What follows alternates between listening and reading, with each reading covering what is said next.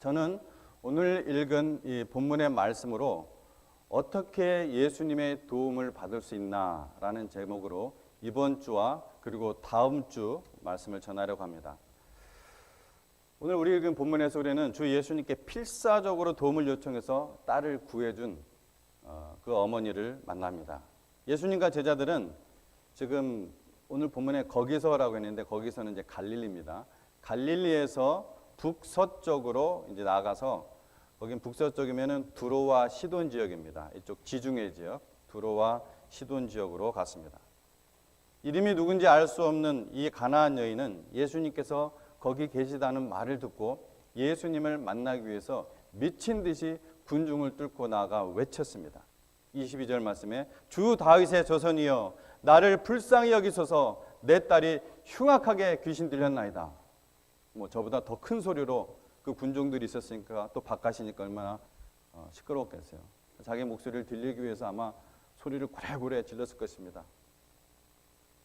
이 이야기는 다소 이상한 요소들이 좀 있습니다. 처음에는 이 예수님께서는 이 불쌍한 어머니의 그 간절한 요청에 냉담하고 심지어 무례해 보였습니다. 하지만 우리는 이 두 가지 요소를 고려해서 오늘 이 이야기를 읽을 필요가 있습니다. 첫째, 마태복음 이 15장의 맥락에서 보면은 이 15장 전체의 맥락에서 보면은 이스라엘의 종교 지도자들과 그다음에 이 가나안 여성 사이에 대조를 보여주고 있습니다. 즉 예수님은 오늘 본문의 바로 앞 구절인 8절에서 행함이 따르지 않는 이스라엘 종교인들, 특별히 종교 지도자들을 기소하고 있습니다. 이 종교 지도자들은 그 모든 유대인들을 대표하는 사람들이죠. 입술로는 나를 공경하되 8절에 이 말씀이 나와 있죠. 입술로는 나를 공경하되 마음은 내게서 멀도다. 입술로만 하나님 사랑한다.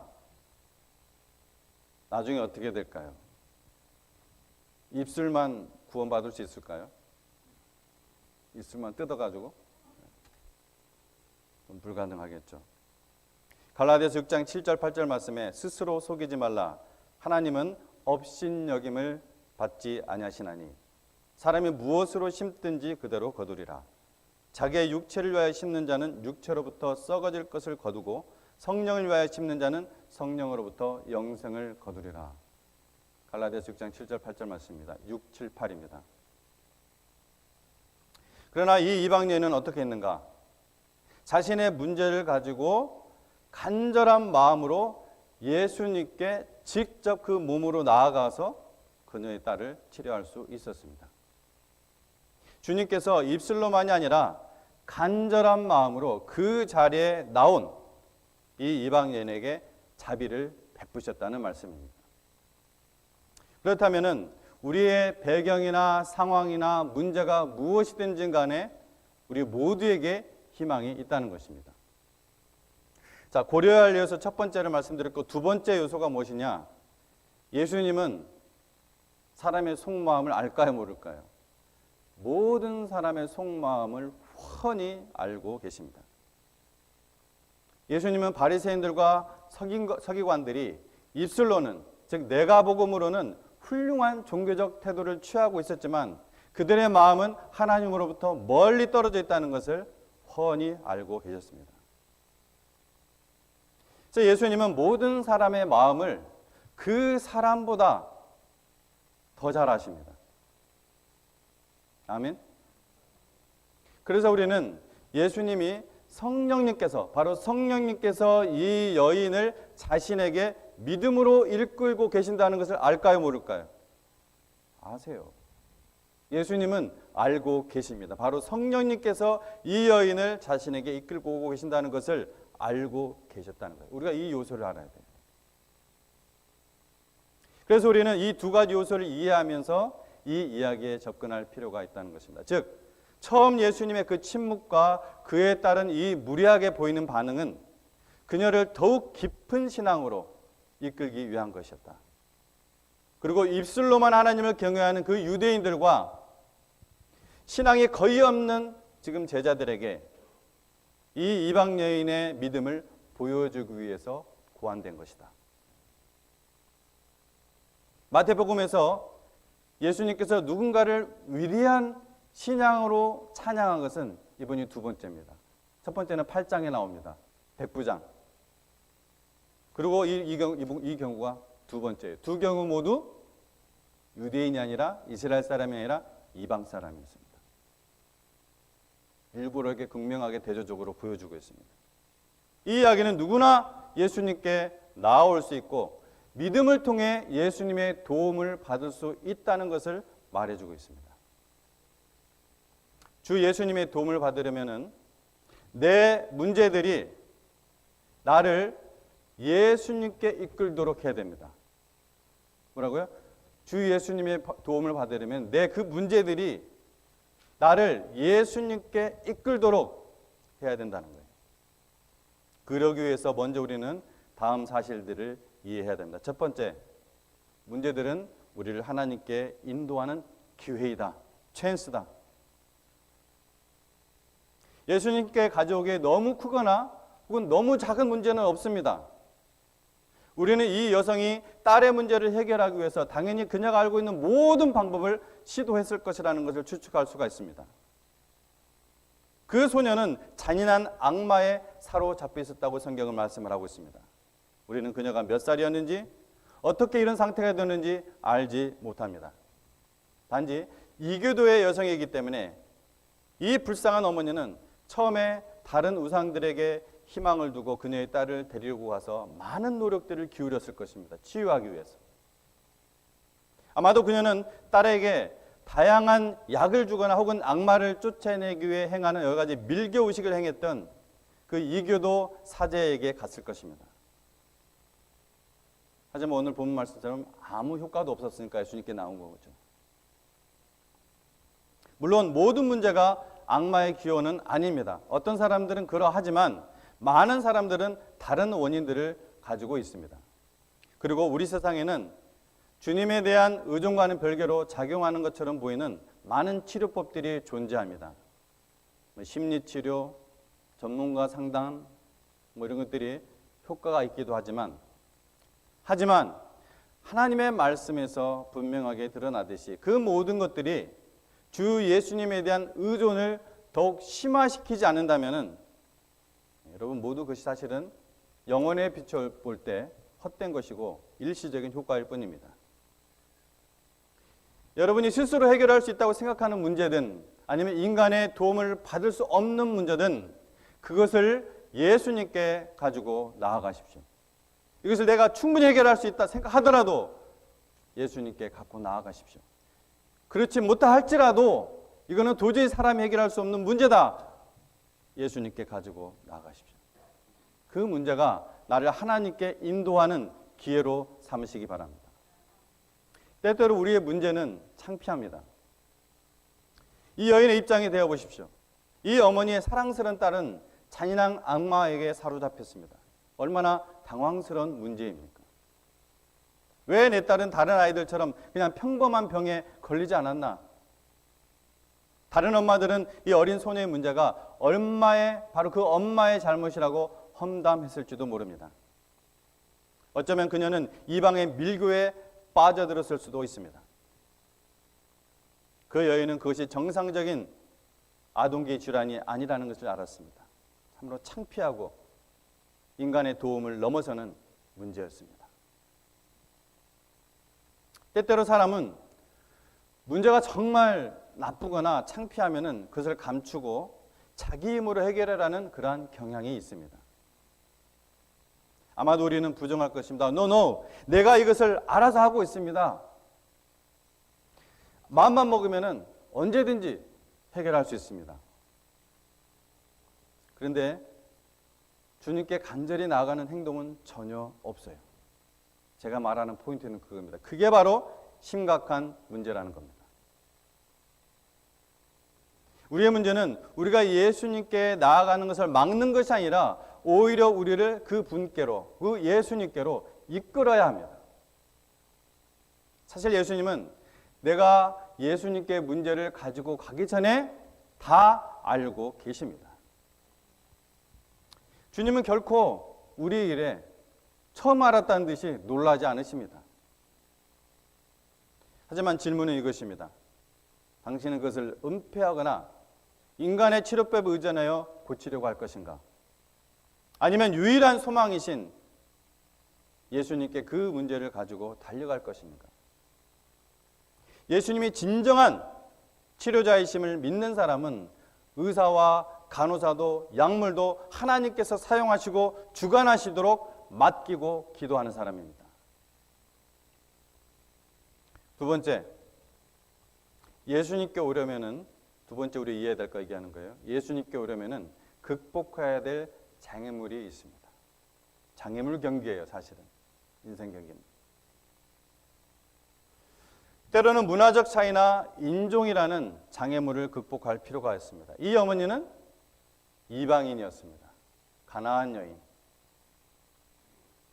그녀의 가나안 조상들은 이스라엘이 약속된 땅을 정복했을 때 하나님이 이스라엘에게 멸족시키라는 말살하라고 하는 명령하신 사람들이었어요. 만약 이 여성이 오늘날 살았다면 그녀는 이 예수님을 인종차별주의자라고 비난했을 것입니다. 예수가 감히 나를 저 거만한 유대인들보다 열등하게 대하다니, 놈들이 우리 땅을 훔쳐간 거야. 그녀는 가나안 사람들에게 평등을 요구하기 위해서 시위대를 조직할 것입니다. 그러나 이 어머니는 이스라엘에 대한 이 신의 선택이 부당하다거나 그녀의 조상들을 전멸하라는 이내 신의 명령이 잔인했다고 비난하지 않았습니다. 인종차별이나 문화적 차별의 그 구조적인 문제가 예수님께 나아가는 것을 막지 못하게 하십시오. 나는 많은 기독교인들과 많은 교회가 인종차별을 했다는 그 슬픈 사실을 부인하지 않습니다. 그것은 죄악입니다. 하지만 자신을 피해자로 분류하는 것은 순간적이고 영원한 도움을 줄 수 있는 유일한 주님으로부터 당신을 멀리하게 할지 모릅니다. 그런 마음의 자세는 다른 기독교인들의 그 죄악이 당신이 주님께 나오는 것을 막아버린다면 당신은 그저 피해자가 아니라 패배자가 될 것입니다. 또 어떤 장애물들이 있느냐?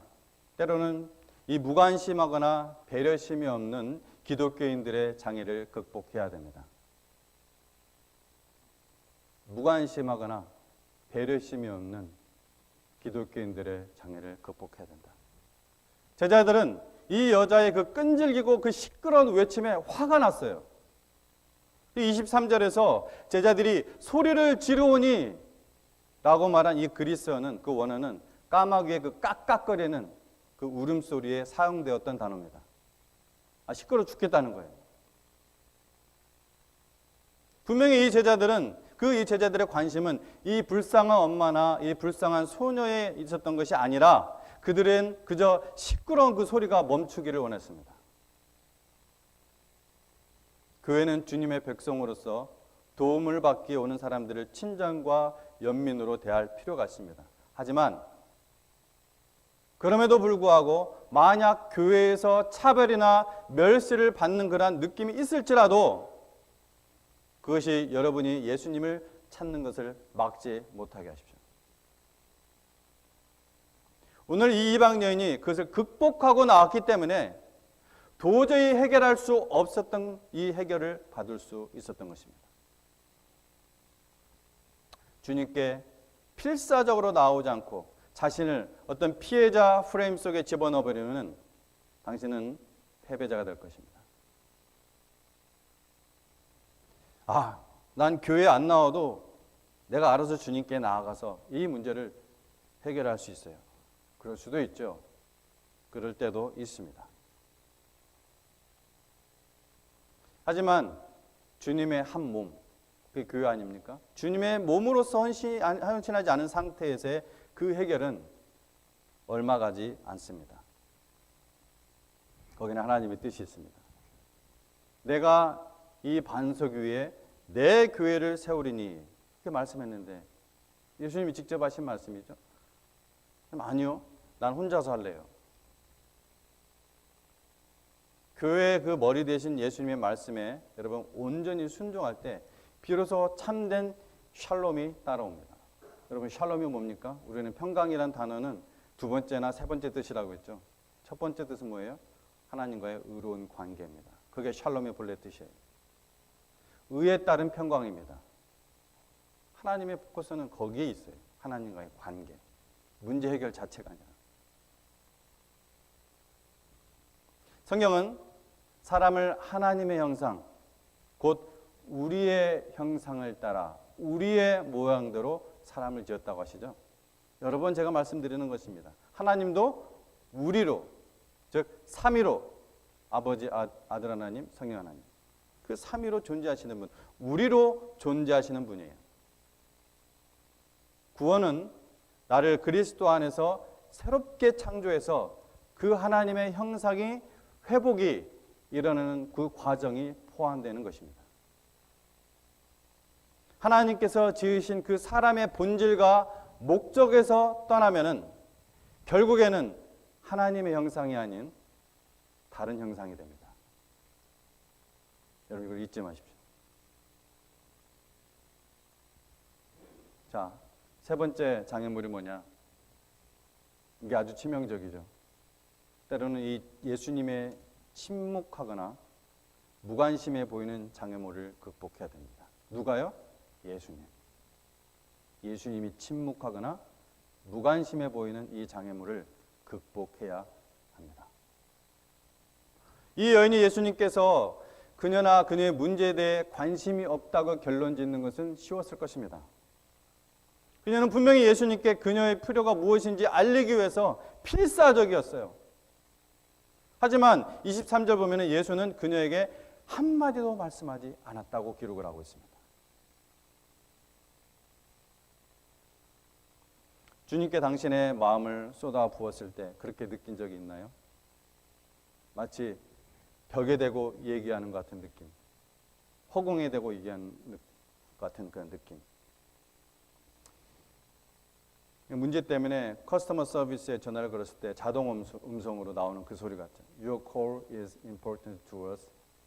Your call and your call. Please remain on the line and your call will be answered by the next available agent. 근데 한참 기다리가 열받아가지고서 그리고 역겹고 열받아가지고 전화를 끊어버릴 때가 있었어요, 없었어요? 저는 있었는데. 주님께 나아가려고 했을 때 기약 없이 보류된 것처럼 보이는 사람은 성경에서 이 여성뿐만이 아닙니다. 많이 나와요. 아주 위대한 믿음의 영웅들 가운데서 얼마나 많습니까? 아브라함은 아들을 약속받았지만 하나님께서 그 약속이 성취되도록 하는 것을 보기까지는 25년이 걸렸습니다. 25년. 다윗이 외쳤습니다. 여호와여, 어느 때까지니까 나를 영원히 잊으시나이까? 주의 얼굴을 나에게서 어느 때까지 숨기시겠나이까? 성경은 종종 주님을 기다리는 것에 대해 이야기합니다. 하나님의 침묵처럼 보이는 그 현실이 당신이 하나님을 찾는 것을 막지 못하게 하십시오. 예수님이 마침내 입을 떼셨을 때도 그는 별로 격려를 해주시지 않았습니다. 24절 말씀이에요. 나는 이스라엘 집에 잃어버린 양 외에는 다른 데로 보내심을 받지 아니하였노라. 심지어 이 말이 제가 보기에는 이 여인에게 직접 한 말씀이 아니에요. 제자들에게 한 말씀입니다. 제자들에게 하면서 여인들에게 들려면 듣고 말려면 말하는 식으로 얘기하고 있는 거예요. 문이 쾅 하고 닫히는 것 같습니다. 그녀는 당첨된 사람 중에 한 명이 아니었습니다. 현재로서는 예수님은 먼저 유대인들에게 하나님의 왕국을 제시하고 있었습니다. 유대인들이 그 메시아를 거절했을 때 부활하신 후 예수님은 그의 제자들에게 이 복음을 모든 족속에게 전하라고 명령하셨습니다. 그러나 예수님의 이런 말씀조차도 이 여인을 막지 못했습니다. 25절 말씀이에요. 여자가 와서 예수께 절하며 이르되 주여 저를 도우소서. 확실히 이제 예수님은 그녀를 불쌍히 여기실 것입니다. 그렇죠? 그런데 과연 그랬나요? 이제 예수님은 무관심해서 배타주의자가 된 것 같습니다. 해결의 실마리가 보이는 것이 아니라 더 악화되는 것 같아요. 26절 말씀입니다. 자녀의 떡을 취하여 개들에게 던짐이 마땅하지 아니하니라. 충격 아닙니까? 여기서 자녀는 물론 유대인을 가리키고 개는 이방인, 즉 이 여인을 가리킵니다. 빵은 하나님의 백성들에게 제시되는 하나님 왕국의 축복을 말합니다. 이 여성이 분개해서 나는 개라고 부르는 것보다 더 많은 자부심을 가지고 있다 라고 말하는 것은 아주 쉬웠을 거예요. 하지만 놀랍게도 그녀는 발끈해서 그 자리를 박차고 나가지 않았습니다. 오히려 놀랍게도 그녀는 그 예수님의 말씀에 동의했고 오히려 그 예수님의 말씀을 인용해서 딸을 치유하기 위한 당위성을 말씀드렸습니다. 그녀는 예수님께서 칭찬하신 큰 믿음을 보여줍니다. 큰 믿음이라 하니까 좀 너무 막연하게 들리시죠? 뭐가 기준인가? 제가 쉽게 표현하자면 자기 믿음의 한계 극복입니다. 그게 큰 믿음입니다. 다른 사람과 비교하지 마십시오. 자기 믿음의 한계 극복. 이 여인은 그것을 보여주고 있습니다.